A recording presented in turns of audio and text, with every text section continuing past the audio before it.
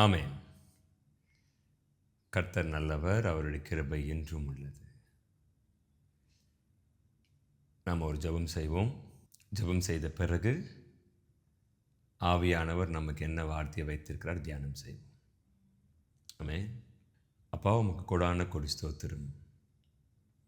இந்த அருமையான நாளை நீங்கள் தான் உருவாக்குனீங்க, எங்களுக்கு கொடுத்துருக்கிறீங்க. உமக்கு நன்றி. காலைதோறும் உமது கிருபை எங்களுக்கு கேட்க செய்கிறீங்களே, உமக்கு கொடான கொடி ஸ்தோத்திரம். இந்த வீடியோ பார்க்குற ஒவ்வொரு மீதும் உங்கள் பிரசன்னமும் உங்கள் கிருபையும் எப்பொழுதும் இருக்கட்டும். ஆவலாக அமர்ந்து நீர் தருகின்ற வார்த்தையை அநேகருக்கு போய் சேர வேண்டும் என்று நாங்கள் பேசிக்கொண்டிருக்கிறோம். அது அநேகர் கேட்டுக்கொண்டிருக்கிறாங்க. உமக்கு நன்றி அப்பா. இன்றைக்கும் யாரெல்லாம் இந்த வீடியோ கேட்குறாங்களோ உங்கள் பிரசன்னம் அவங்க மேலே இருக்கட்டும். உங்கள் கிருபை அவங்க மேலே இருப்பதற்காக நன்றி செலுத்துகிறோம். தொடர்ந்து நீங்களே அசைவாடுங்க, எங்களோட பேசுங்க. எங்கள் உள்ளத்திலிருந்து நீங்கள் எங்கள் கூட பேசுங்க. உமக்கு துதி கனம் எல்லாவற்றும் உமக்கே செலுத்துகிறோம். கிறிஸ்து இயேசுவின் மூலம் ஜெபிக்கிறோம் நல்ல பிதாவே, ஆமென். ரொம்ப சந்தோஷம் உங்களை மீண்டும் மீண்டும் ஒவ்வொரு நாளும் சந்திக்கிறது. இது சாட்சின்னு எடுத்துக்க வேண்டாம், இது ஒரு அனுபவம். சின்ன வயசில் நான் பாஸ்டர் எங்களுடைய சபை மாடியில் இருந்தது. அப்போது ஒவ்வொரு முறையும் பாஸ்டர் ஒரு வார்த்தையை ஒன்று சொல்லுவாங்க. என்ன வார்த்தையை சொல்லுவாங்க அப்படின்னா,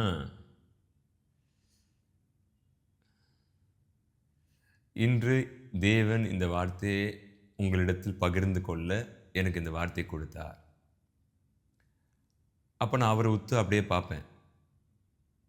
அது எப்படி தேவன் கொடுப்பார், எப்படி பேசுவார்? இது எனக்கு நினைவு தெரிந்த நாளில் இருந்து நான் அதை வாட்ச் பண்ண ஆரம்பித்தேன். அவர் சொல்கிறத நான் அப்படியே கவனிப்பேன். அது எப்படி தேவன் பேசுவார்? தேவன் இந்த வார்த்தையை இடத்தில் கொடுத்தார், நான் பேசுகிறேன். தேவன் இந்த வார்த்தையை இடத்தில் கொடுத்தார், நான் பேசுகிறேன். தேவன் இடத்தில் இந்த வார்த்தையை கொடுத்தார். இது எனக்கு சின்ன வயசில் அப்படியே ஒரு கன்ஃபியூஷனாகவே இருக்கும். ஆனால் after I grown up, the encounter with God, that encounter turns to intimacy with God. That intimacy turns as regular habitation and regular lifestyle too. வளர்ந்த பிறகு தேவனுடைய சந்திப்பு, எல்லாருக்கும் ஒரு சந்திப்பு நடக்கும்.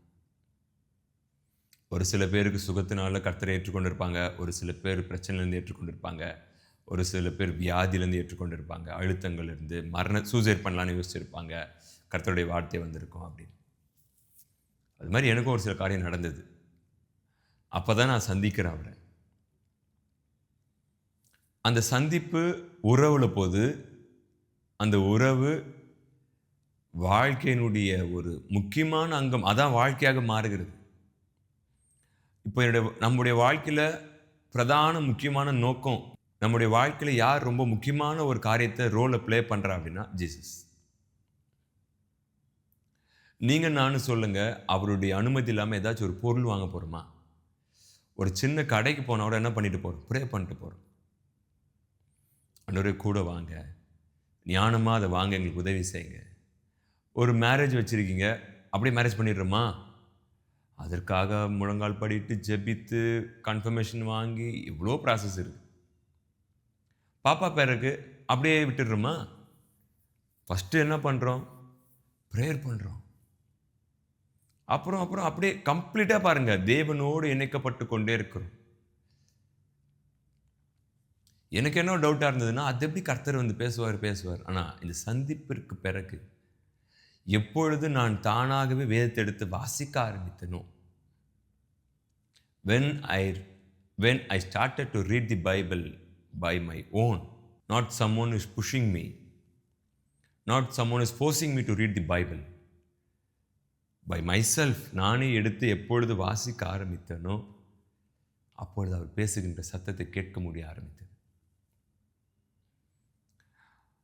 ஆவியானவர் பேசுவதற்கும் நம்முடைய மனது பேசுவதற்கும் வித்தியாசம் இருக்கிறது. ஆவியானவர் பேசினார்னா தெளிவாக இருக்கும். நீங்கள் ஜனங்க இருக்கிறாங்க, அங்கே நின்று பேசுகிறீங்கன்னா உங்களுக்குள்ளே இருக்கிற அந்த ஆவியானவர் பேசின சத்தம் அந்த பவர்ஃபுல், அந்த வலிமை நீங்கள் அதே தொனியோட பேசுவீங்க. அது மக்களுக்குள்ள தாக்கத்தை ஏற்படுத்தும், இம்பேக்டை ஏற்படுத்தும். நம்முடைய மைண்ட் வாய்ஸ் வச்சு பேசணும்னா இம்பேக்ட் நடக்கும். ஆனால் மாற்றம் வாழ்க்கையில் எந்த மாற்றமும் வராது. அவங்க அப்பொழுது கை தட்டிட்டு போயிடுவாங்க. ஆனால் எந்த விதமான மாற்றம் ஏற்படாது. ஆனால் ஆவியானவர் ஒரு வார்த்தையை பேசினாரு உங்களுக்குள்ள அப்படின்னா, அதை நம்ம ஜனங்கிட்ட கன்வே பண்ணுறோம் அப்படின்னா, அது அவங்க தூங்கும் பொழுதும் ஆவியானவர் கிரியை செய்து கொண்டு இருப்பார். இப்போ போன சண்டே பார்த்தீங்கன்னா, எனக்கு ஆவியானவர் பவர்ஃபுல்லான ஒரு வேர்டு ஒன்று கொடுத்தார். என்ன வேர்டுன்னு பார்த்தீங்கன்னா, ஒரு சில பேருடைய வாழ்க்கையில் இருக்கிற கடைசி தடை, தி மேஜர் பிளாக், இந்த கல்லு நகர்ந்தே ஆக வேண்டும், இந்த தடை நகர்ந்தே ஆக வேண்டும். It started to move. அந்த கடைசி தடை, உங்கள் வாழ்க்கையில் இருக்கிற இந்த தடை ரொம்ப முக்கியமான ஒரு தடை. இது நகர்ந்தாதான் எல்லாமே நடக்கும் அப்படி என்று ஆவியானவர் சொன்ன வார்த்தையை மக்களிடத்தில் பகிர்ந்தேன். இன்னைக்கு வரைக்கும் அந்த வார்த்தை எனக்குள்ள தாக்கத்தை ஏற்படுத்தி கொண்டு தான் இருக்கு. ஸ்டில் இட்ஸ் பர்னிங் அப். அவர் சொன்னார், அநேகருடைய வாழ்க்கையில் இருக்கிற தடையை நான் நகர்த்த ஆரம்பிச்சிட்டேன். முக்கியமான தடை இதுதான். இவ்வளவு நாள் வந்ததெல்லாம் சின்ன சின்னது. This is the final black.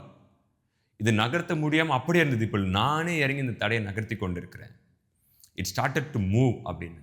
அப்போது அந்த காரியம் ஜனங்களுக்குள்ளேயும் ஒரு பவர்ஃபுல்லை கொடுத்தது. இன்னைக்கு வரைக்கும் எனக்குள்ளேயும் பவர்ஃபுல்லாக இருக்குது. ஆவியான ஒரு சத்தத்துக்கு நாம் செவியை சாய்க்கும் பொழுது அவர் பேசுவார்.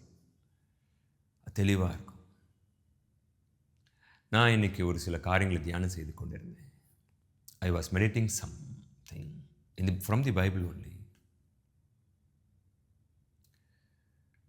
அப்போது ரொம்ப பெரிய ஒரு இம்பேக்ட் எனக்குள்ள இந்த வார்த்தை எனக்கு கொடுத்தது. நான் இப்போ உங்களை ஒரு சின்ன கொஸ்டின் கேட்குறேன். நீங்கள் அதை இமேஜின் பண்ணிக்கோங்க. அது எதுவானா இருக்கலாம். சிறந்த பாடகர் அப்படின்னு சொன்ன உடனே உங்களுக்கு யார் மைண்டில் வரா? எப்படியும் உங்கள் மைண்டில் வந்துட்டு இருப்பாங்க. ஏன் அவங்க உங்கள் மைண்டில் வந்தாங்க? நீங்கள் இந்த வார்த்தையை சொல்லி கேள்விப்பட்டிருக்கீங்களா? நீங்கள விட சொல்லியிருப்பீங்க, வா ஒரு செம்மையாக பாடுவார்ப்பா, வரம்பா, கடவுள் கொடுத்த வரம்பா, கிஃப்ட்டுப்பா. நான் ஒரு காரியத்தை தியானம் செய்து கொண்டிருந்தேன். அப்பொழுது அந்த அதிகாரத்தை 4-5 மொழிபெயர்ப்பில் வைத்து நான் படிச்சுட்டு வந்தேன்.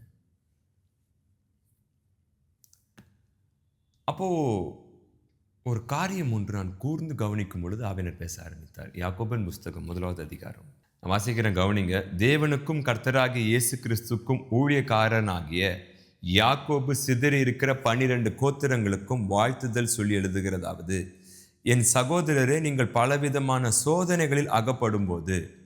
அந்த வசனம் 2 நீங்கள் கவனித்து பார்த்தீங்க அப்படின்னா, பலவிதமான சோதனைகளில் அகப்படும் போது. வசனம் 3 வாசிக்கிறேன். உங்கள் விசுவாசத்தின் பரீட்சையானது பொறுமையை உண்டாக்கும் என்று அறிந்து அதை மிகுந்த சந்தோஷமாக எண்ணுங்கள். நம்மளுடைய மொழிபெயர்ப்பில் சந்தோஷமாக எண்ணுங்கள்னு வருது. ஆனால் அது ஆங்கிலத்தில் நம்ம வாசிக்கிறோம், கவனிங்க. Consider it a sure gift, friends, when tests and challenges comes at you from all sides. You know that under pressure, your faith life is forced into the open and shows its true color. So don't try to get out of anything prematurely. Let it do its work so you become mature and well developed, not deficient in any way. அதில் share கிஃப்ட்னு ஒன்று வார்த்தை இருக்கும். அந்த share கிஃப்ட்டுக்கான அப்படியே மொழிபெயர்த்தோம் அப்படின்னு பார்த்தீங்கன்னா, முழுமையான ஒரு பரிசு அல்லது முழுமையான ஒரு வரம். நான் ஆரம்பத்தில் உங்களை ஒரு கேள்வி ஒன்று கேட்டேன். சிறந்த பாடகர் யாருன்னா நீங்கள் யோசிங்க அப்படின்னும் பொழுது நீங்கள் யோசிச்சிருப்பீங்க. நீங்கள் அவங்களுக்கு ஒரு காரியத்தை சொல்லி கேள்விப்பட்டிருப்பீங்க. உலகம் அவங்களுக்கு ஒரு பட்டத்தை கொடுத்துருக்கோம். என்ன பட்டம் அப்படின்னா, இப்போ சிறந்த பாடகர், வரம்பா, வெண்கல குரல்பா, இது மாதிரிலாம் பாட முடியாது, கிஃப்ட்டுப்பா அது. ஓகே, நீங்கள் சொன்னது எல்லாமே உண்மை, உலகம் சொன்னதெல்லாம் உண்மை, கிஃப்ட்டு தான், வரம் வந்தது உண்மை தான். அவங்க ப்ராக்டிஸ் பண்ணியிருப்பாங்களா, ப்ராக்டிஸ் பண்ணியிருக்க மாட்டாங்களா? எனக்கு கிஃப்ட் கிடைச்சதுனால அந்த கிஃப்ட்டை நான் பிரிக்கணுமா, பிரிக்கக்கூடாதா? அவங்களுக்கு அந்த நல்ல பாடுகின்ற ஒரு கிஃப்ட் கிடைச்சதுனால அவங்க ஹார்ட் ஒர்க் போட்டிருப்பாங்களா, போட்டிருக்க மாட்டாங்களா? கொஞ்சம் கஷ்டமான நேரம்லாம் இருந்திருக்கலாம், எவ்வளோ கஷ்டப்பட்டுருப்பாங்க. Even though they have good voice, கிஃப்டாக இருந்தாலும் என் கிஃப்ட் இருக்குது, நான் ப்ராக்டிஸ் இவ்வளோ தான் பண்ணுவேன், நான் வெளியே போய் பாடுறேன்னா இல்லை. அதில் அவங்க கம்ப்ளீட்டாக ஆகிற வரைக்கும் அவங்க அதில் தான் இருப்பாங்க. இந்த ஷியர் கிஃப்ட் அப்படின்ற வார்த்தை என்ன அப்படின்னா, அது வந்து பூரணமான ஒரு வரம், ஒரு கிஃப்ட், அது உற்சாகமான ஒரு கிஃப்ட். அது எதுன்னு கேட்டிங்கன்னா, நீங்கள் சந்திக்கிறீங்களா இப்போ அழுத்தம், அதுதான். எப்படி உங்களுக்கு சில கிஃப்ட் இருக்கும், நல்லா நீங்கள் கவிதை எழுதுவீங்க, நல்லா பாட்டு பாடுவீங்க, நல்லா வரைவீங்க, நல்லா பேசுவீங்க, நல்லா ப்ரேயர் பண்ணுவீங்க, நல்லா நல்ல மனப்பாட வசனம் தெரியும். அதே மாதிரி உங்களுக்கு ஒரு கிஃப்ட் கொடுக்கப்பட்டிருக்கு. என்ன கிஃப்ட் அப்படின்னா அழுத்தம். சம்மந்தமே இல்லாமல் ஒன்று பேசுறியப்பா அப்படின்னு நீங்கள் சொல்லலாம். அழுத்தம் வந்து எனக்கு வரப்பிரசாதமா, எனக்கு கிஃப்டான்னு கேட்கலாம். ஆமாம், ஏன் நீங்கள் கேட்கலாம். இந்த அழுத்தத்திற்கு பிறகு தேவனுடைய மகிமை நீங்கள் பார்க்கணும். இப்போ நீங்க சந்தித்துக் கொண்டிருக்கிறீங்க பார்த்தீங்களா, இந்த அழுத்தம், it's not a pressure, it's a pleasure. இது அழுத்தம் அல்ல, இது பாக்கியம், இது ஃபார்ச்சுனேட். நீங்க சொல்றீங்க பார்த்தீங்களா, முடியல, என்னால ரொம்ப ஹார்டா இருக்கு அப்படின்னு. இன்னும் கொஞ்ச நாள் உலகம் உங்களை பார்த்து இது எப்படி சாத்தியம், இவங்க எப்படி இப்படி அச்சீவ் பண்றாங்க, எப்படி இப்படி உயர்ந்த இடத்துல அமர்ந்திருக்கிறாங்க என்று ஜனங்கள் பார்த்து ஆச்சரியப்படுவாங்க. ஏன் அப்படின்னா இது உங்களுக்கான வரம், இட்ஸ் a கிஃப்ட், முழுமையான ஒரு பரிசு. இதற்கு பின்பதாக தேவன் உங்களை உருவாக்கி கொண்டிருக்கிறார். நீங்கள் எதிலே குறையப்படக்கூடாது என்று உருவாக்கி கொண்டிருக்கிறார். இதனுடைய இந்த அதிகாரத்தில் அடுத்தடுத்த வசனத்தை நீங்க வாசிச்சு பார்த்தீங்கன்னா, நீங்க எதிலே குறையப்படக்கூடாது என்று தேவன் இந்த வனாந்திரத்தை, இந்த அழுத்தங்களை அனுமதித்துக் கொண்டிருக்கிறார். இந்த சோதனையை தேவன் அனுமதிக்கிறார். இந்த சோதனை வந்து உங்களை அழிப்பதற்காக அல்ல, உங்களை அழகுபடுத்துவதற்காக. டைமண்ட் எங்கிருந்து எடுக்கிறாங்க உங்களுக்கு தெரியும். டைமண்ட் எப்படி தீட்டுறாங்கன்னு உங்களுக்கு தெரியும். தங்கத்தை எப்படி எடுத்து அது எப்படி அவ்வளோ அழகாக்குறாங்கன்னு தெரியும். நான் ஒரு வீடியோ ஒன்று பார்த்தேன். இந்த வால்கேனோல இருந்து சில இதெல்லாம், அந்த கோல், அந்த சில எம்ரல்டு அதெல்லாம் கீழே விழுது, அதெல்லாம் எடுக்கிறாங்க. அடுத்த ஒரு வீடியோ ஒன்று பார்த்தேன். என்னன்னா, பூமிக்கு அடியில் பல 1000 மைல் தூரத்தில் உள்ள போயிட்டு டைமண்ட் எடுக்கிறாங்க. அந்த டைமண்ட் நல்லாவே இல்லை, ஒரு மாதிரி அழுக்கா, ஒரு மாதிரி ஃபேடான மாதிரி இருந்தது. அதை வந்து எடுத்துகிட்டு வந்து ஒருத்தர்கிட்ட கொடுக்குறாங்க. அந்த டைமண்ட் வந்து ஷைனிங் பண்ணுறவர்கிட்ட கொடுக்குறாங்க. அந்த டைமண்டை ஷைனிங் பண்ணிவிட்டு அவர் கொண்டு வந்து லைட் வெளிச்சத்தில் வைக்கிறாரு. ஒன்றுமே புரியல. ஞாபகம் வைத்துக் கொள்ளுங்க, டைமண்டுடைய வேல்யூ எப்போ தெரிய வருதுன்னா, அதை ப்ரெஷருக்குள்ளே கொண்டு போகிறாங்க பாருங்க. டைமண்டுக்கு என்னன்னா, எனக்கு ஏன் இந்த ப்ரெஷர், ஏன் இந்த அழுத்தம்? உலகம் சொல்லுது, இன்னும் கொஞ்ச நாள் உன்னை தூக்கி பெரிய இடத்துல வைக்க போகிறோம், உலகம் பார்த்து உன்னை ஆச்சரியப்படும், அப்படியே உன் அழகை வர்ணிக்க போகிறது. நீங்கள் நான் வி ஆர் டைமண்ட், நம் வைரம். ஆகவே தான் இந்த வரம் நமக்கு கிடைச்சிருக்கு. என்ன வரம்?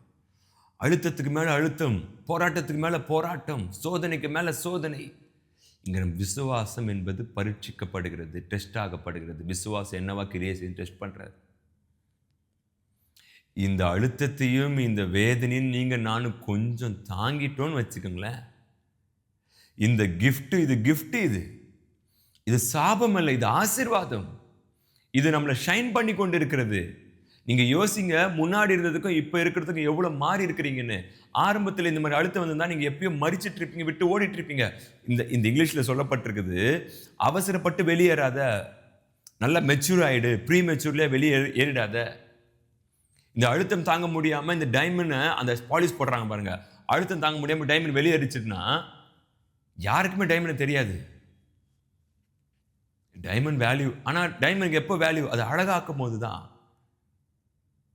அப்போதான் மக்கள் பார்த்து அதை வாங்கி என்ன பண்ணுவாங்க? அணிவாங்க, தங்களுக்கு யூஸ் பண்ணுவாங்க. எதற்காக தேவன் உங்களை அழுத்தத்தை கொடுத்து கொண்டு தேவன் இந்த பாதையில் அனுமதித்துக் கொண்டு இருக்கிறார் என்றால், ஏன் உங்களுக்கு சுற்றி அழுத்தங்கள் வந்து கொண்டே இருக்கு அப்படின்னா, நீங்கள் மக்களுக்கு பயன்பட போறீங்க. அழுத்தத்தையும் பிரச்சனையும் ப்ரெஷரையும் ஹேண்டில் பண்ணாமல் எப்படி மற்றவங்களுடைய பிரச்சனையை ஹேண்டில் பண்ணுவீங்க?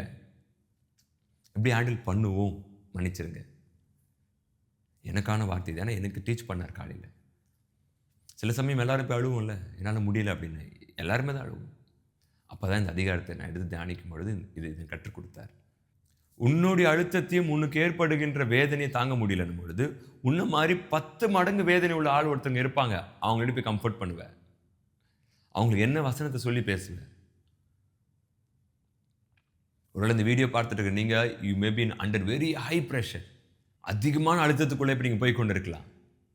ஒரு பக்கம் பலவீனம், ஒரு பக்கம் கணவன் கிட்ட ஒரு போராட்டம், ஒரு பக்கம் பிள்ளைங்கக்கிட்ட ஒரு போராட்டம், ஒரு பக்கம் வேலை இல்லாத ஒரு போராட்டம், ஒரு பக்கம் அழுத்தங்கள், ஒரு பக்கம் மன சோர்வுகள். என்னடா இது வாழ்க்கை அப்படின்னு ஃபுல்லா கிவ் அப் பண்ணிடலாம்னு யோசிப்பீங்க. நோ, உங்களை அவர் ஷைனிங் பாலிஷ் பண்ணி கொண்டிருக்கிறார். உங்க விசுவாசம் இங்க புடமிடப்பட்டு கொண்டிருக்கிறது. உங்களுக்குள்ள உங்களை உருவாக்கி உங்களை ஸ்ட்ரென்தன் பண்றார். ஒரு அலங்கமாக கட்டி கொண்டிருக்கிறார். இதனால நமக்கு தான் லாபம். உங்களுக்கு பக்கத்தில் இருக்கிற ஆட்களுக்கு உங்களுக்கு இருக்கிற போராட்டம் மாதிரி இல்லாமல் இருக்கலாம். நீ யோசிக்கலாம், சே அவங்களாம் இவ்வளோ சூப்பர்ல, எந்த ப்ரெஷர் இல்லைன்ட்டு. இல்லை, உலகத்துக்கு அவங்க யாருன்னே தெரியாது. ஆனால் நீங்கள் நான் அப்படி இல்லை. More pressure we are suffering, we are facing. ஏகப்பட்ட அழுத்தங்களையும் ஏகப்பட்ட உபத்திரத்தை நம்ம சந்திக்கிறோம் அப்படின்னா நாம் எதிலையும் குறையப்படக்கூடாது. வசனம் 3-4 வாசிக்கிறேன், கவனிங்க. உங்கள் விசுவாசத்தின் பரீட்சையானது பொறுமையை உண்டாக்கும் என்று அறிந்து அதை மிகுந்த சந்தோஷமாக எண்ணுங்கள். நீங்கள் ஒன்றிலும் குறை உள்ளவர்களாய் இராமல் பூரணராயும் நிறைவுள்ளவர்களாயும் இருக்கும்படி பொறுமையானது பூரண கிரியை செய்ய கடவுது. நீங்க எதிலையும் குறையப்படக்கூடாது என்று இந்த அழுத்தத்தில் எவ்வளோ பொறுமையாக இருக்கணும்னு டெஸ்ட் பண்ணுறார். டைமண்டை பாலிஷ் பண்ணும்போது டைமண்ட் ப்ரெஷர் தாங்க முடியாமல் நான் வெளியேறேன்னு ஏறிடுச்சுன்னா இருக்கும், வேல்யூ இல்லை. டைமண்ட்பா சூப்பர்ப்பா, அதை அப்படியே கையில் வச்சுருக்கலாம், விற்று கொண்டே இருக்கலாம். ஆனால் அது எப்போ மக்களிடத்தில் விற்கப்படும் அப்படின்னா அந்த பாலிஷ் போட்டு அதை எடுத்துகிட்டு வந்து ஒரு மோந்திரத்தில் வைக்கவோ இல்லை ஒரு நெக்லஸ் மாதிரி அதை வேர் பண்ணிவிட்டு அதை அப்படியே அதுக்கு ஒரு லைட் செட் பண்ணுவாங்க. அதை பார்க்கும்போதே டைமண்ட். அதான் நீங்களும் நானும். இப்போ நம்ம ஒரு ப்ரெஷரில் இருக்கிறோம், ஒரு மாதிரி ஃபேடான மாதிரி மங்கின மாதிரி டிம்மாக இருக்கிறோம், டிம்னிஷ்டாக இருக்கிறோம், டிம்மிடாக இருக்கிறோம், பிரைட்னஸ் இல்லாத மாதிரி இருக்கிறோம், ஷைனிங் ஆகாத மாதிரி இருக்கிறோம். ஏன்? பாலிஷ் போட்டு கொண்டு இருக்கிறார். இப்போதான் நம்ம விசுவாசத்தை அதிகமாக ப்ரொடியூஸ் பண்ணணும். நான் தாங்குவேன். எப்படி தாங்குவேன்? என்னை ஒருத்தர் பலப்படுத்துகிறார், என் கூட ஒருத்தர் இருக்கிறார், நான் தாங்குவேன், என்னால் முடியும். அவர் அனுமதிக்கின்ற இந்த பாதையை நான் தாண்டுவேன். அப்படி என்று நீங்கள் நான் விசுவாசத்தை பெற்றுக்கொண்டு அதிக பொறுமையாக நம்முடைய நாவை அதிக பொறுமையாக அப்படியே கண்ட்ரோல்டாக இருந்தோம் அப்படின்னா இந்த ஷியர் கிஃப்ட், இந்த வரத்திற்கு, இந்த அழுத்தத்திற்கு பின்பதாக அவர் நமக்கு வைத்திருக்கிற உயர்வு இருக்கு பாருங்க. அப்போ திரும்பி பார்ப்போம், இந்த இடத்துல கொண்டு வந்து அமர வைக்க தான் இவ்வளோ ஒரு காரியமா? இவ்வளோ அழுத்தங்கள் இதற்காக தான் கொடுத்தீங்களா? இவ்வளோ போராட்டம் இதற்காக தானா? அப்படி என்று உங்களுக்கு எனக்கு புரியும். ஸோ சர்ச், இந்த வீடியோ பார்க்குற நீங்கள் சொல்ல முடியாத அழுத்தத்தில் இருக்கிறேன்னா அது வரம், அது கிஃப்ட் கிடைச்சிருக்கு உங்களுக்கு. என் வலி வேதனை உலகத்தில் யாருக்குமே தெரியாது. தெரிஞ்சால் அவ்வளோதான். ஏதோ ஒன்று உங்களை கொண்டு செய்ய போகிறார். இதற்கு பின்பதாக மகிமையாக அமர போகிறீங்க. அதற்கான ஒரு ப்ராசஸ் போயிட்டுருக்கு. நீங்கள் நினச்சிங்கன்னா இதை மூடிட்டு வெளியே வந்துடலாம், எனக்கு வேணான்னு வெளியே வந்துடலாம், என்னால் முடியல, நான் போகிறேன், இங்கேருந்து போயிடலாம். ஆனால் நீங்கள் இன்னும் கொஞ்சம் விசுவாசத்தையும் நம்பிக்கையும் தைரியத்தையும் எல்லாத்தையும் அப்படியே மிக்ஸ் பண்ணி இன்னும் கொஞ்சம் மூவ் பண்ணுறோம். இன்னும் வசனத்தை நல்லா தியானித்து அவரோட கரத்தை பிடித்து கொண்டு எனக்கு பலனை தாங்க, எனக்கு பலனை கொடுங்க, எனக்கு முடியல தான் ஆனால் எனக்கு பலனை தாங்க என்று இன்னும் கொஞ்சம் மூவ் பண்ண டே வில் கம். ஜனங்க உங்களை பார்ப்பாங்க, ஆச்சரியமாக பார்ப்பாங்க. என்கிட்ட இல்லாதது இவங்கிட்ட எப்படி இருக்கு? ஒரு மாதிரி ஷைனிங்காக இருக்காங்களே, ஒரு மாதிரி க்ளோரியாக இருக்கிறாங்களே. எப்படின்னா நீங்கள் கடந்து வந்த அந்த ப்ரெஷர், உங்களுக்கு கிடைத்த அந்த வரம், அந்த அழுத்தம், அந்த வரம், அதான் உங்களை கொண்டு வந்து அமர வைத்திருக்கு. So lucky people and so blessed people. இந்த வார்த்தை உங்களுக்கான வார்த்தை. கர்த்தர் உங்களை பலப்படுத்துவார். நாம் ஜெபிப்போம். Father, we thank you. இந்த வெளியேற பெற்ற வார்த்தைக்காக நன்றி. அழுத்தத்திற்காக இதை நீங்கள் அனுமதிக்கலை, எங்களை அழகுபடுத்துவதற்காக அனுமதித்திருக்கீங்க. நீங்கள் நினச்சிங்கன்னா இந்த அழுத்தத்தை அனுமதிக்காமல் எங்களை அப்படியே விட்டுட்டுருக்கலாம். ஆனால் அழகாக இருக்க மாட்டோம். உங்கள் கையில் ஒரு முக்கியமான ஒரு கிரீடமாக மக்கள் பார்த்து எங்களை ஆச்சரியப்படுகின்ற அளவுக்கு நாங்கள் இப்படி ஷைனிங்காக இருக்க மாட்டோம். ஒருவேளை இந்த வீடியோ பார்க்குற அநேகர் ஒரு மோசமான ப்ரெஷருக்குள்ளே போகலாம். மூச்சு விட முடியாத மாதிரி ஒரு அழுத்தத்துக்குள்ளே இருக்கலாம். எங்கே தான் நமக்கு நிம்மதி கிடைக்கும்? ஒன்று முடிஞ்சால் ஒன்று வருது. ஆனால் ஒரு சந்தேகமாக இருக்குது, உங்களோட தான் இருக்கிறேன், ஆனால் ஏன் நீங்கள் அனுமதிக்கிறீங்க அப்படின்னு ஒரு சந்தேகம் வரலாம். ஒன்றா சொல்ல ஆசைப்படுறேன், இந்த அழுத்தத்திற்கு பின்பதாக மிகப்பெரிய அழகை ஏற்படுத்தி வைத்திருக்கிறீங்க. இது வரம், இட்ஸ் கிஃப்ட் ஃப்ரம் யூ. இது எங்களுக்கு கிஃப்ட்டு. இப்போ கொஞ்சம் ஹார்டாக இருக்கும், கொஞ்சம் பெயினாக இருக்கும், ஆனால் நாங்கள் டைமண்ட் போல் ஷைனிங்காக இருப்போம். அது எப்படின்னா உங்கள் கரத்தில் இருப்போம். உங்ககிட்ட எங்களை விட்டு கொடுக்குறோம், நீங்கள் எங்களை பாதுகாத்து கொள்ளுங்க. இந்த வீடியோ பார்க்குற எல்லாருக்கும் பலனை கொடுங்க. இந்த அழுத்தத்தை தாண்டவும், இந்த சோதனையை ஜெயிக்கவும் எங்களுக்கு பலனை கொடுங்க. மனிதர் பேசுகின்ற அந்த வார்த்தைகள், மனிதர் காயப்படுத்துகின்ற அந்த வார்த்தைகள், குடும்பத்தில் ஏற்பட்டு கொண்டிருக்கிற அந்த மோசமான சூழ்நிலைகள் எல்லாம் ஜெயிக்க, அதை நீக்குங்கன்றதை விட அதை ஜெயிக்க எங்களுக்கு பலனை கொடுங்க. இதெல்லாம் எடுத்துருங்கன்னு கேட்குறத விட இது ஜெயிக்க, சாதித்து காட்ட, ஜெயித்து காட்ட எங்களுக்கு பலனை கொடுங்க. கொடான கொடி ஸ்தோத்திரம். உமக்கே எல்லா கனத்தையும் மகிமையும் செலுத்துகிறோம். கிறிஸ்து இயேசுவின் மூலம் ஜெபிக்கிறோம் நல்ல பிதாவே. ஆமென். Thank you. God bless you.